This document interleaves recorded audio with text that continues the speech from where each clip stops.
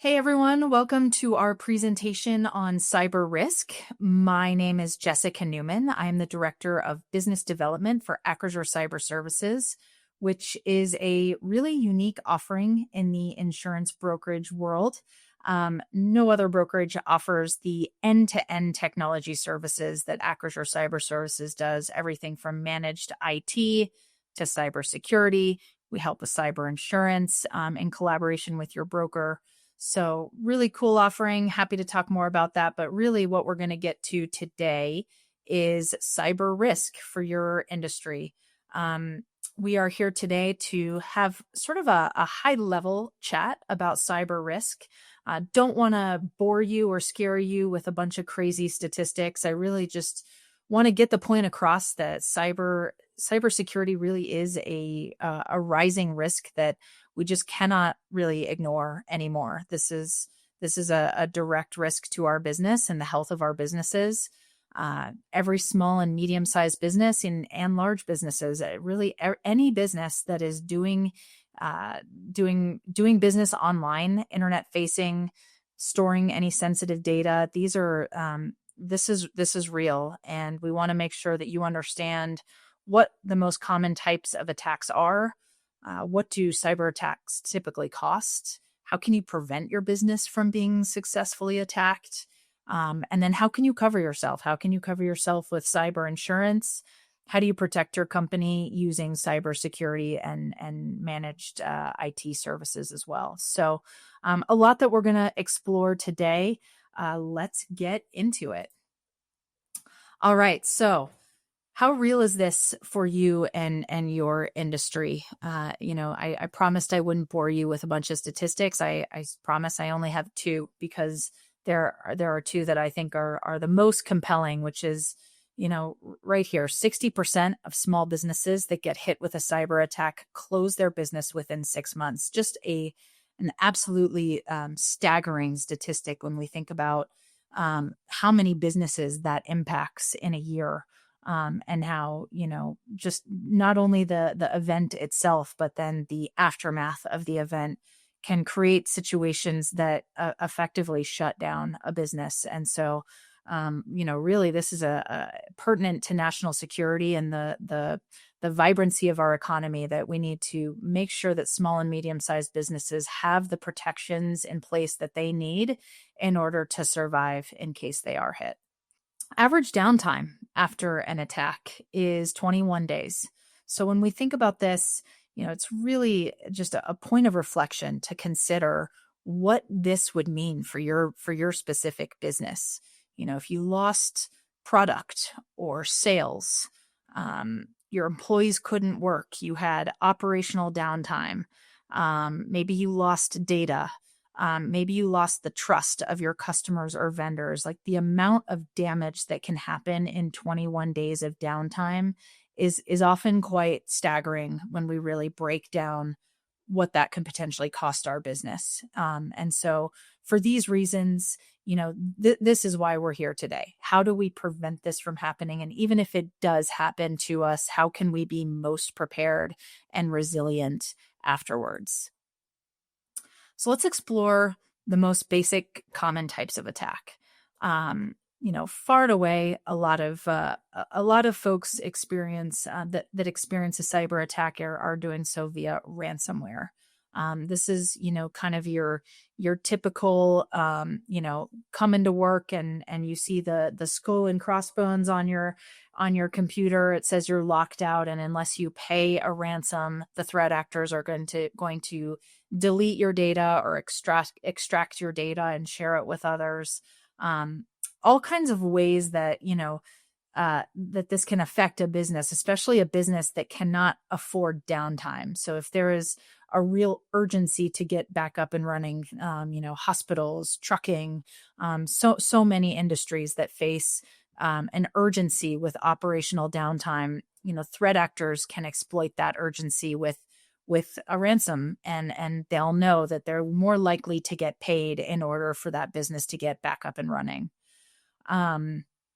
Phishing and social engineering is probably another main, the second most common attack vector, that leads to business email compromise. So somebody pretending to be someone they're not, or tricking someone into doing something, like sending money to a different account, or resetting a username and password, which enables a threat actor to get into a network. This kind of trickery it is very, very common. We talk about it a lot here at Acrisure.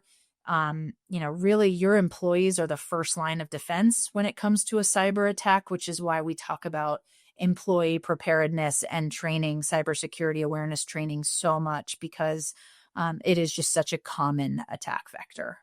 And then lastly, I'll just point out, AI. Everyone's talking about AI these days. Threat actors are using common, open source AI tools like ChatGPT and others. Those tools are really enabling threat actors to scale their threats at just an alarming scale. It's a scale that it's unprecedented. The quality and the quantity of attacks that can come from AI driven tools. Which is why, folks like Acrisure Cyber Services and others use AI-driven tools to defend networks. So good guys and bad guys kind of fighting each other with the same tools. It's really an AI arms race right now. I'm sure you've heard a lot about that. That's not going to be where we go into depth today, but it's worth noting that this is a very common method of attack. Everybody wants to know this. How much do cyber attacks typically cost? So in order to answer that, we need to, you want to think about both the soft costs and the hard costs, the direct visible costs of an attack, and then, the indirect invisible aftermath costs. Worth noting that in 2020, up until 2024 and into 2025, these numbers just keep growing. Just staggering to think about. But the average cost of a cyber attack can exceed $4 million. I think it's $4.3 million is the average ransomware attack right now. Numbers change a little bit over time. Depends on research. Depends on the source that you're seeing, but in general, we're seeing over $4 million.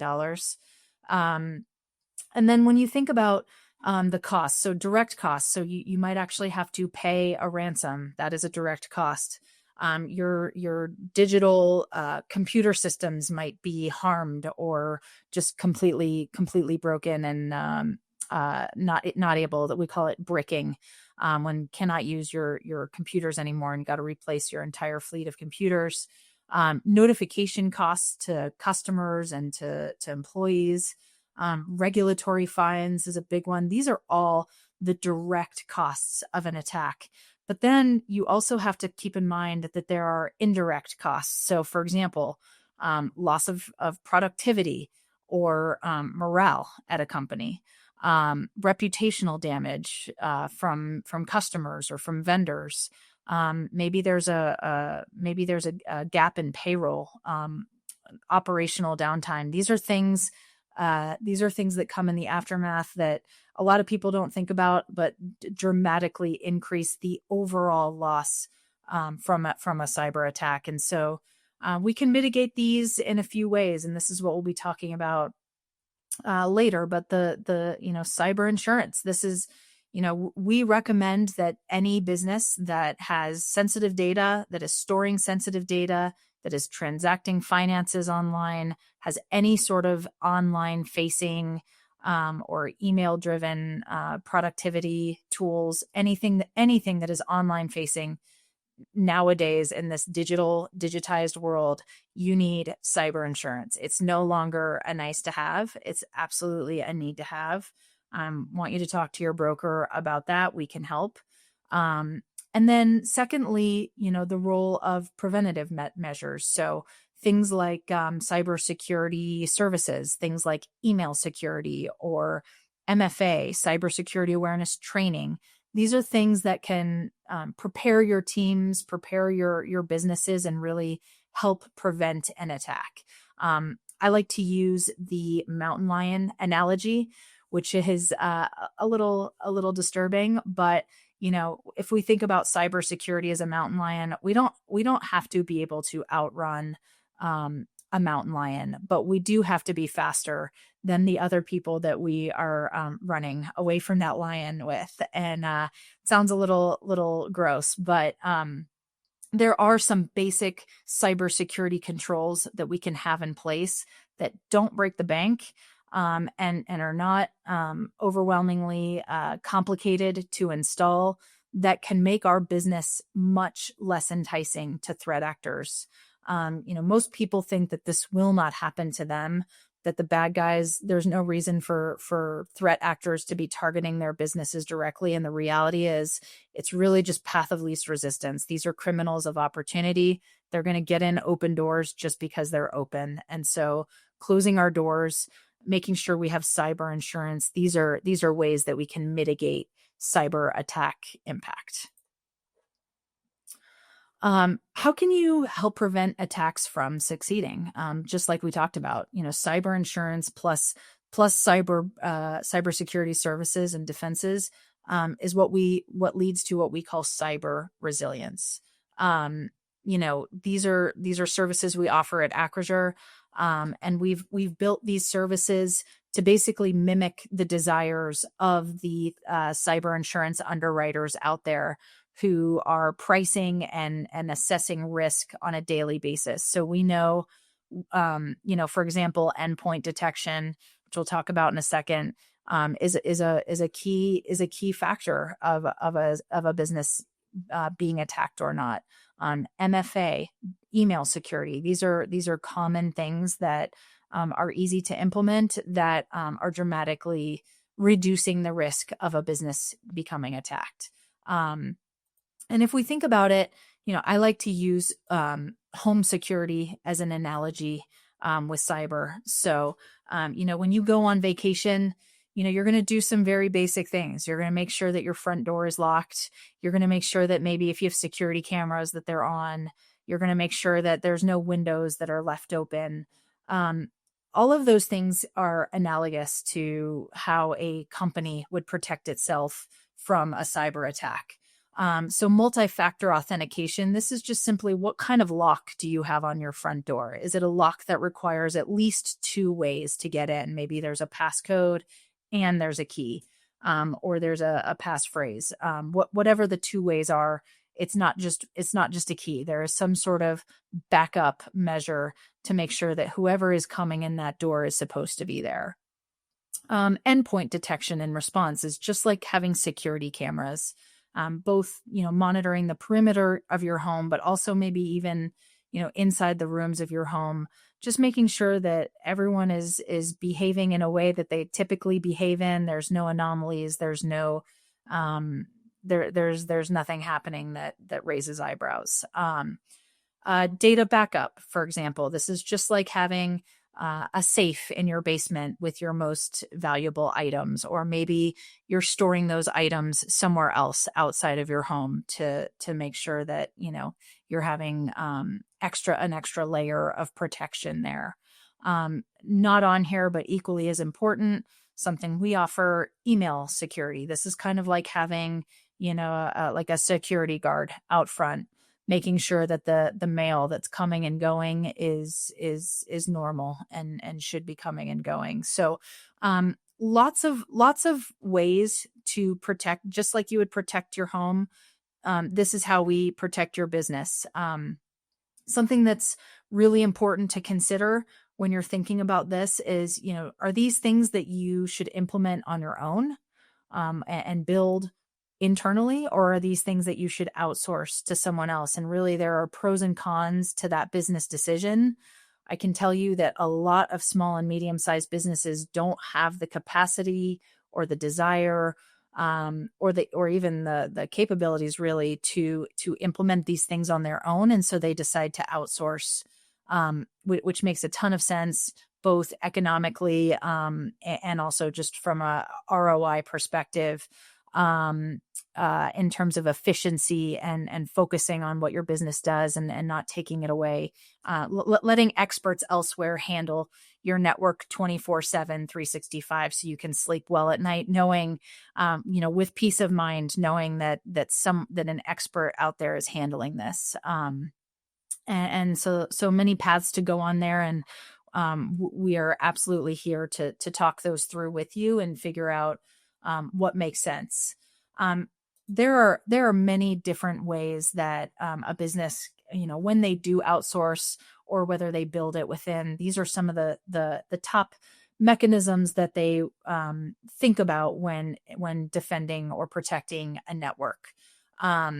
It's worth noting that, there is just wide variety out there. There are thousands of vendors out there that do cybersecurity services and managed IT services. And because there are so many out there, there's just wide variability on quality and on pricing. We can help with that. If you talk to your broker and want to talk to us, we can help you determine if you're getting the best bang for your buck. Many folks are unhappy with their current vendors. Some are very happy. It's just there's a wide variety out there, and it's worth noting that you have to really ask the right questions about what you're getting to make sure that you're getting what you're paying for. I want to harp for a second on number 10 here: incident response planning, business continuity planning, and disaster recovery. I can't express just how important this one is. Anyone with a child out there in K-12 schools knows that, their kids sometimes do fire drills or they sometimes do lockdown drills. It is so important that employees at a company practice the plan that is in place, that everybody knows what their roles and responsibilities are when it comes to a cyber event. And is even practicing via role play or using case studies to talk about how they would handle specific situations. It's staggering to think about how few businesses do that. Only 35% of businesses run cybersecurity tabletop exercises. That's according to CISA, our federal government agency for cybersecurity. And we know that the data speaks volumes here. So a company with no incident response plan is going to pay 58% more per breach compared to those with an IR plan. So just incredibly powerful for reducing the size and the severity of a cyber incident is just simply planning for it. And part of that planning is, do you have your broker's contact information written down somewhere in case you're locked out of your network? Can you contact your cyber carrier immediately? Time is of the essence when there is a cyber breach. And it's just incredibly important to be planning in advance. We can help you plan.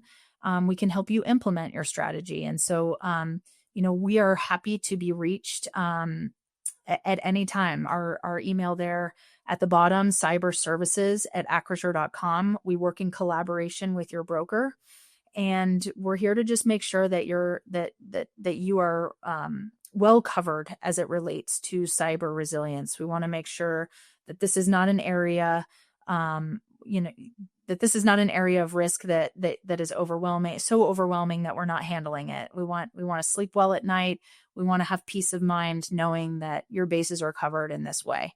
And so please reach out. We're here to help. It's been an absolute pleasure speaking with you today, and hopefully you've taken away some high level facts and understandings about how cyber risk impacts your specific industry. Thank you so much, and reach out at any point with questions.